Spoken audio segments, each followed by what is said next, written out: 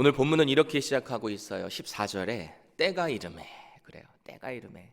언제나 성경을 읽으실 때 그 어떤 시기, 장소 이런 것이 나오면은 우린 좀 주목해서 볼 필요가 있죠.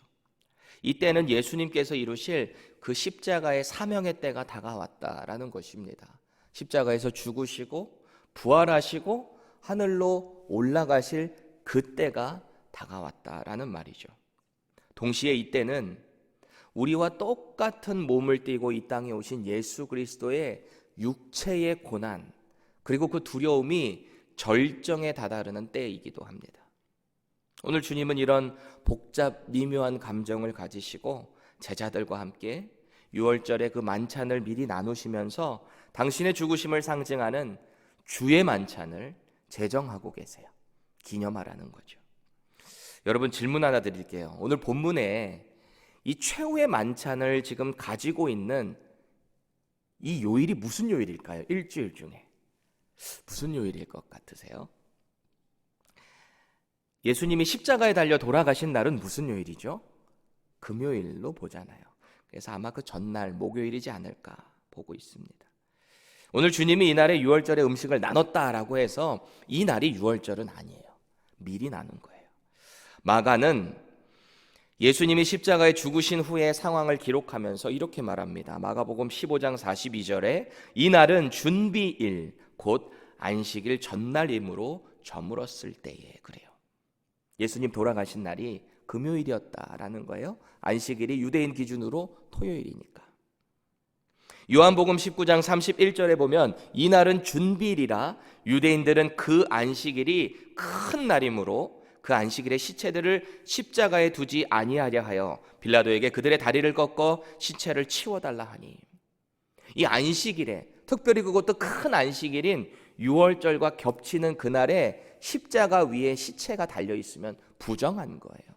그래서 혹시 살아있을지 모르는 그들의 죄인들의 다리를 꺾어달라고 하는 거죠. 그러니까 오늘 주님이 제자들과 마지막으로 생전에 갖는 이 최후의 만찬은 십자가에 달리시기 전날, 그리고 유월절이 있는 큰 안식일 맞물려 있는 이틀 전에 이루어졌다, 목요일이었다라는 것을 알 수 있습니다. 질문 하나 더 드립니다. 너무 긴장하지 마시고요. 전통적으로 유월절을 누가 제일 싫어할까요? 누가 제일 유월절을 싫어할까요? 출애굽기 12장 5절 보세요. 너희 어린 양은 흠없고 1년 된 수컷으로 하되 양이나 염소 중에서 취하고. 누가 제일 싫어할까요? 순전한 어린 양이겠죠. 잡히는 날이니까. 각 가정마다 이 출애굽하는 그 당시 이스라엘 백성들에게 하나님께서 이 유월절을 제정해 주시면서 각 가정마다 흠없는 어린 양을 잡으라. 그래서 그날에 그 양을 다 먹으라 그랬어요. 급하게 이제 출애굽을 해야 되니까 허리에 띠를 띠고 빨리빨리 이 지팡이도 들고 다 그거를 나눠서 먹으라고 시켰어요. 당시 남자 장정만 계수를 했을 때 민수기에 보면은 60만 명이 넘는 것을 봤을 때 얼마나 많은 이 어린 양들이 잡혔겠어요, 그때 당시에. 유월절이라는 이 한자어는 넘을 유에 넘을 월입니다. 그래서 죽음의 사자가 이 출애굽 할 때 마지막 10번째 재앙이 장자의 죽음이었잖아요. 그 죽음이 넘어갔다는 말이에요. 이 양의 피가 문 설주 위에 좌우 인방에 그 피가 발라진 집마다 죽음의 사자가 넘어갔다라는 것을 뜻하는 거죠. 그래서 유월절을 영어로는 뭐라고 하죠? Passover, 넘어갔다라는 말을 씁니다. 그래서 출애굽기 12장 8절에 보면 그 밤에 그 고기를 불에 구워 무교병과 쓴 나물과 아울러 먹되. 그래요. 그럼 오늘 예수님께서 최후의 만찬을 제자들과 함께 갖고 계시는데 원래 이날의 메인 디시는 뭐여야 되는 거죠? 어린 양, 순전한 어린 양이어야 되는 거죠. 그런데 마태복음, 마가복음, 누가복음이 동일하게 이 주의 만찬을 제정하는 내용을 기록하고 있는데 이 주의 만찬에 양고기에 대한 언급은 나와 있지를 않아요. 그래서 우리가 전통적으로 해석하기는 예수님께서 직접 어린 양이 되실 것이기 때문에 유월절의 어린 양, 그래서 어린 양이 없었다라고 해석을 합니다. 물론 식사 때 드셨을 수도 있어요. 그렇지만 의도적으로 이 저자들이 예수 그리스도께서 구약의 그 언약의 약속처럼 직접 어린 양이 되실 것을 강조하고 있는 거죠. 이제 곧 예수님은 율법으로 제정된 유월절의 어린 양이 되세요. 그래서 십자가에 죽으실 것입니다. 죄 많은 세상에 우리와 똑같은 육신의 몸을 띠고 오신 이유와 그 목적을 이루시기 위해서 그 성취되는 때가 다가오고 있는 거죠. 그래서 오늘 주님은 제자들에게 주의 만찬을 제정해 주시면서 15절에 이렇게 말씀을 하시는 거죠. 고난 받기 전에 너희들과 유월절 먹기를 원하고 원했다라는 거예요. 그냥 원한 게 아니라 원하고 원했다. 강조하고 있는 구절이죠. 그리고 16절 보세요. 이 유월절이 하나님 나라에서 이루어지기까지 다시 먹지 아니하리라 그러세요. 유월절이 하나님 나라에서 이루어진다라는 말은 예수님의 그 재림 후에 있을 새 하늘과 새 땅에서 이루어질 어린 양의 혼인잔치를 말하고 있습니다. 예수님께서 익히 하늘나라의 그 비유에 대해서 말씀하실 때 슬기로운 5처녀의 비유, 혹은 포도원 품꾼의 비유, 여러 가지 하늘나라 그 잔치에 대한 비유를 통해서 어린 양 되시는 예수 그리스도를 구세주로 영접한 자들마다 임하게 될 그 천국 잔치를 말씀하셨어요. 그래서 사도 요한은 요한계시록 19장 9절에 보면 천사가 내게 말하기를 기록하라. 어린 양의 혼인 잔치에 청함을 받은 자들은 복이 있도다 하고 그래요. 저와 여러분들은 예수 그리스도를 구주로 영접한 자들입니다. 그래서 모두 어린 양의 혼인 잔치에 초청받은 자인 줄을 믿으시기 바랍니다. 그래서 우리는 복된 자들인 거예요.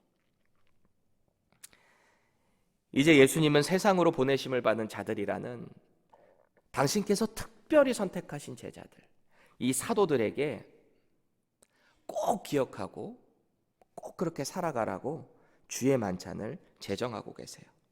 먼저 17절에 보시면 잔에 포도주를 채우신 다음에 축사하셨어요. 감사하시고 기도하신 후에 차례에 따라서 나누게 하십니다.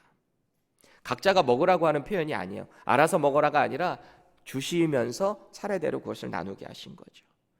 그리고 이 잔 나눔은 이 땅에서 다시는 이루어지지 않을 거다라고 말씀하세요. 왜일까요? 이제 이 땅에서 사명을 다하시고 십자가에서 죽으실 것이기 때문입니다. 그리고 19절에 떡을 손에 들고 역시 축사하신 후에 떼어서 주시면서 의미심장한 말씀을 하십니다. 이것은 너희를 위하여 주는 내 몸이라. 너희가 이를 위하여 나를 기념하라. 여기 기념하라를 NIV로 보면은 do this in remembrance of me 그래요.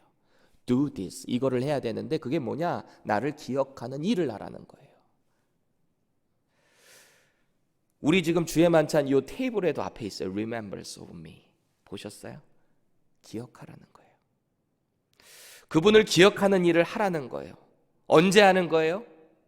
우리의 인생의 전반에 걸쳐서, 우리의 사역의 전반에 걸쳐서 예수 그리스도의 그 십자가의 죽으심, 그분의 살과 피를 기념하라, 기억하라 라고 말씀하시는 거예요. 계속해서 20절에 보면 이 잔은 내 피로 세우는 새 언약이니 곧 너희를 위하여 붓는 것이라 그러세요. 흠없는 어린 양의 피가 집 문에 발라진 곳마다 죽음의 사자가 넘어간 것처럼 십자가에서 흘리실 예수 그리스도의 피가 바로 유월절의 완성이다라는 것을 선포하고 계신 것입니다.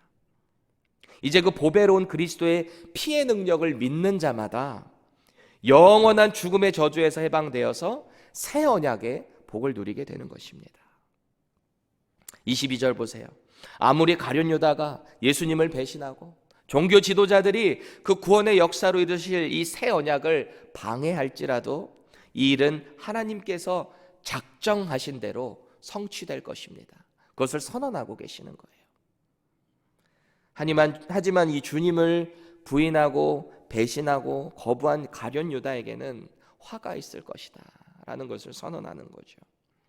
그러니까 그 말에 제자들은 그게 누구냐? 그게 누구지? 라고 서로 묻고 있어요.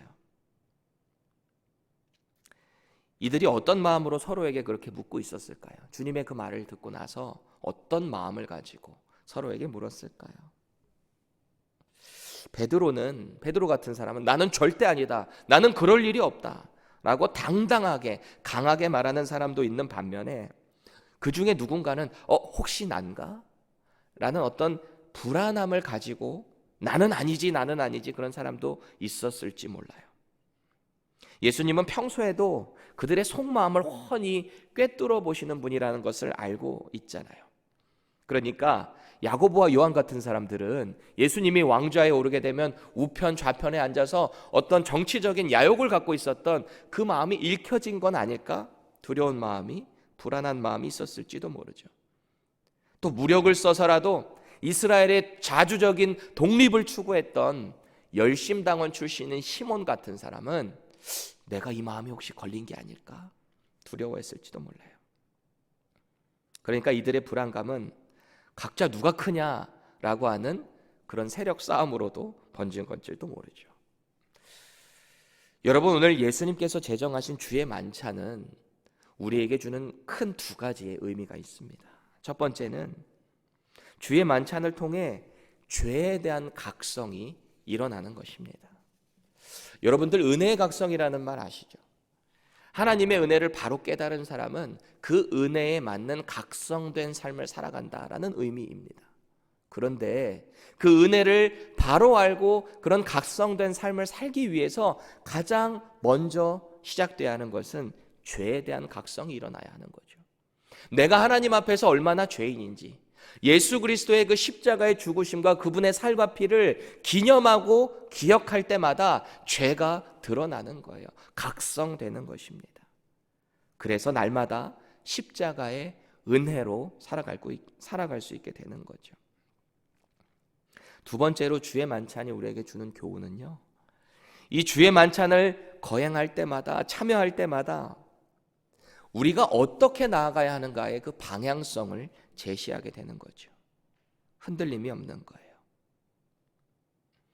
우리는 때때로 우리 자신에게 이렇게 물을 필요가 있습니다. 나는 지금 어디를 향해 가고 있는가? 나의 사역은 현재 어디를 향해서 가고 있는가 말이죠. 여러분, head for라는 영어 표현이 있잖아요. head, 우리의 머리를 어디론가 향해서 둔다라는 말입니다. 그래서 이것을 향하다, 나아가다라는 뜻으로 해석을 하죠. 제가 한 8년 전쯤에 새벽 기도를 오는데 그때 당시에 이 행정 목사님이 조금 늦게 일어난 거예요. 알람을 늦게 들었다고 해서. 그래서 갑자기 저한테 전화가 와가지고, 저도 교회 오는 길인데, 전도사 시절인데 전화 와가지고, 전도사님 빨리 가서 문 좀 열어주실래요? 교회 문 좀 열어주실래요? 나 늦게 일어났어, 큰일 났다, 막 이러는 거예요. 그래서 제가 원래는 한 15분 전에 도착할 시간인데 그 전화를 받으니까 로컬에서 밟기 시작한 거예요. 늦었다 해가지고 막 밟아서, 그때 뭐 미국 온 지 한 3년밖에 안 됐을 때니까 이 스피딩 경찰이 새벽 한 5시 그때 뭐 얼마나 있겠어라는 좀 안일함이 있었던 것 같아요. 밟기 시작했는데 제가 40마일 로컬에서 한 54마일을 밟은 것 같아요. 교회 거의 다가온 사거리, 큰 사거리에서 서 있는데 갑자기 뒤에서 뭐가 바짝바짝거려요. 그때가 약간 겨울이어서 어디서 이 성탄절 그 트리 행사하는 줄 알았어요. 경찰이 따라왔어요. 그리고 경찰이 저한테 와서 물어봅니다. 그 첫 마디가 아직도 제 머리에 생생해요. Where are you heading for, sir? 그래요. 어디로 가고 있어요? 어디로 향해 가고 있어요? 그래요. 그러니까 새벽에 차가 갑자기 로컬에서 54마일, 56마일 밟으니까 이건 분명히 술 먹었거나 마약했거나 이렇게 오해를 했던 것 같아요. 경찰차 4대가 저를 따라왔어요. 그러니까 제가 잘 안 되는 영어로 Heading for church to open the door 그랬어요. 그럼 문 연다고, 교회 문 연다고 하면 저는 좀 이렇게 뭔가 이게 기독교 국가니까 조금 멀씨를 저한테 베풀 줄 알았어요. 근데 저에게 공의로운 심판으로 티켓을 딱 줬어요. 얼마나 번거롭던지 한 2주 동안 콜트도 가야 되고 뭐 교육도 받아야 되고, 제가 그 이후로는 로컬에서 40마일 크루즈 걸고 다닌다는 유명한 일이 있습니다. 오늘 예수님께서는 6월절의 새 언약인 당신의 그 살, 당신의 그 보배로운 피를 기억하라 라고 하고 계세요. 왜일까요? 날마다 그 피를 기억하고 그분의 살을 기억할 때 우리의 가는 방향성이 틀리지 않게 되는 것입니다. 언제나 나의 의가, 나의 수고가, 나의 노력이 내 인생을 자꾸 끌어가려고 할 때 우리의 방향성은 흔들리게 되어 있습니다. 예수님의 십자가의 그 은혜가 우리의 사역의 인생에 있어서 조금이라도 뒤처질 때 우리의 방향은 흔들리는 거죠. 반면에 그분의 십자가를, 그분의 살과 피를 날마다 기억할 때 우리는 하나님께서 원하시는 길, 예수 그리스도께서 이 땅에서 이루시기 원하셨던 그 사명자의 길로 바로 갈 수 있게 되는 것입니다. 여러분, 우리가 주님의 말씀에 순종해서 날마다 교회 의식 가운데 행하는 이 주의 만찬, 어떤 마음으로 참여하고 계신가요? 1년에 보통 4번, 5번 정도 우리가 이것을 행하고 있는데, 이 주의 만찬이라는 것은 결코 어떤 의식이나 행위에 초점을 맞추고 있지 않아요. 예전에 어떤 분은 주의 만찬을 함께 참여를 하는데 포도주를 탁 들어서 정말 기도하는 마음으로 마셨는데 예수님의 정말 그 피 비린내가 느껴지더래요. 그래서 그 마시자마자 얼마나 많은 눈물을 흘렸는지 모른다는 간증을 들은 적이 있어요. 물론 좋은 은혜의 반응일 수 있습니다. 그런데 우리는 조금 더 한 단계 더 올라갈 수 있기를 바라요. 우리가 주의 만찬을 대할 때마다 그분의 십자가의 희생과 은혜를 기억함으로 정말 주님께서 우리에게 원하시는 삶이 무엇인지 그 방향성을 바로 잡고 갈 수 있기를 축원합니다. 오늘도 예수님의 이 십자가의 은혜를 날마다 우리의 삶에서 기억할 수 있기를 바랍니다. 그래서 주님이 정말 원하시는 그 제자의 삶, 그 삶을 살아낼 수 있기를 예수 그리스도의 이름으로 간절히 축원합니다. 기도하겠습니다. 하나님, 십자가에 달리시기 전 최후의 만찬을 제자들, 사도들과 함께 하시면서 그들에게 이 주의 만찬을 제정해 주셨습니다. 날마다 기억하고 주님께서 원하시는 그 사명자의 길을 걸어가라고 우리에게도 동일하게 말씀하는 줄 믿습니다. 날마다 예수님의 십자가를 기억할 때마다 우리의 방향성이 바로 잡힐 수 있게 하시고 우리의 삶을 통해, 우리의 사역을 통해 우리 인생 전반을 걸쳐서 아버지 하나님께 영광이 되며 하나님 나라의 복음, 영혼 구원의 일에 힘쓸 수 있도록 우리를 사용하여 주시옵소서. 예수님의 이름으로 기도합니다.